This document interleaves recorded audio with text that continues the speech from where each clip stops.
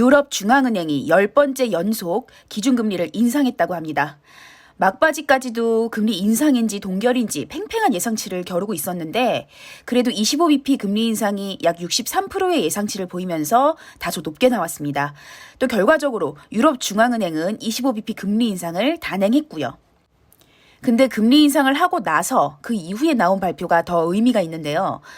유럽중앙은행은 다음과 같이 발표를 했습니다.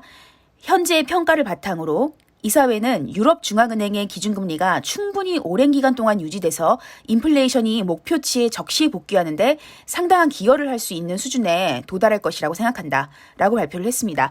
즉 유럽의 금리 인상이 사실상 이번 25bp 금리 인상의 마지막이었다는 것으로 해석이 되고 이 고금리 상태의 유지가 인플레이션의 목표치로 되돌리는데 기여할 것이란 발언입니다.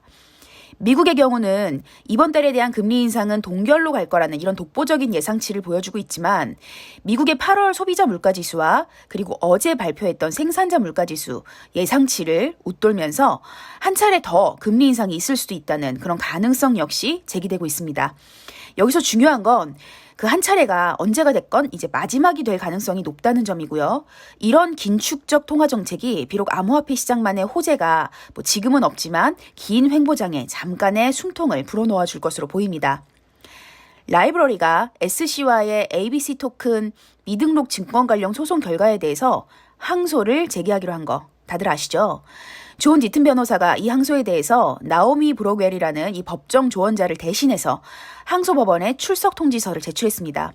사실 라이브러리와 SEC 소송에 애초에 블록체인과 암호화폐에 대한 이해가 적은 이런 판사와 그리고 소송에 대한 자원이 부족한 이런 라이브러리로 인해서 원래 판결보다 더 이 라이브러리가 참패를 당할 수도 있었는데 존 디튼 변호사가 소송 중에 지금 한 차례 구두심리에 참석을 해서 이 소송 쟁점에 대해서 지금 법정 논리와 함께 부각을 함으로써 그나마 최종 판결 수위가 그래도 이 정도에서 그친 겁니다.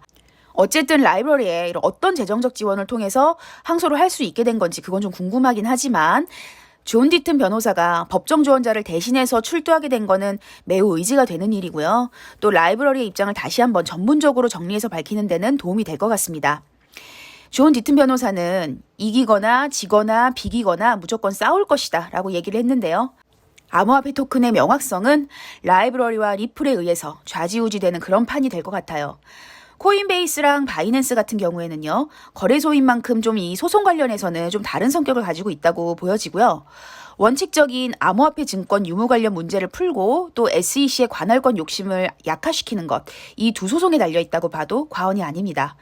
그리고 보면 비트코인을 제외한 다른 코인들은 리플에 의해서 사실 어부지리로 혜택을 받고 있는 걸로 보이는데 그들이 할 수 있는 협력을 이 두 회사에 아끼지 않고 지원해야 되는 그런 상황인 것 같습니다. 지난 영상에서 잠깐 말씀드렸었는데 이 베인 캐피털 규제 책임자가 100만 달러 이 민사상 벌금으로 SEC와 합의한 스토너 캣스2 NFT 프로젝트에 대해서 이러한 회사들이 SEC를 법적으로 대항할 자원이 없기 때문에 이거 당하고 있는 건데 리플은 규제기관과 맞서서 싸우기 비교적 적합한 기업이라고 이야기했습니다. 이렇게 자잘한 회사에게도 권위를 통해서 벌금을 받아내는데 SEC가 리플에게 거는 기대가 지금 얼마나 크겠습니까? 자, 그런 면에서 저는 개인적으로 리플과 SEC의 합의는 사실상 좀 어렵지 않을까 생각이 됩니다. SEC의 합의를 이끌 수 있는 방법은 그들이 지금 방만하게 쓰고 있는 이런 법률적 비용에 엄격하게 제한을 하는 방법이 있지 않을까요?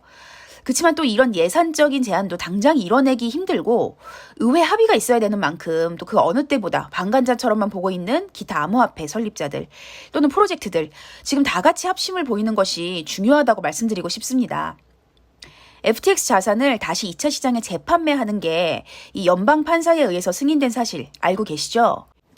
이에 대해서 제레미 호건 변호사는 디지털 자산을 이렇게 2차 시장에서 재판매하는 것에 연방 판사가 승인을 했다는 것은 그런 판매가 합법적이고 또 SEC 등록 요건을 면제한다는 걸 의미한다면서 이 마약을 예시로 들었는데요. 만약 불법적인 마약의 경우 압수한 이후에 다시 재판매하도록 허용하지 않는다는 그런 예시를 들면서 디지털 자산의 2차 시장 판매는 법적으로 허용되는 것임을 다시 한번 강조했습니다. 오늘 제가 준비한 영상 여기까지입니다. 궁금하신 종목이나 현재 시황이 궁금하다 하시는 분들은 상단에 제 번호로 문자 남겨주세요. 자세히 하나하나 설명드리겠습니다. 감사합니다.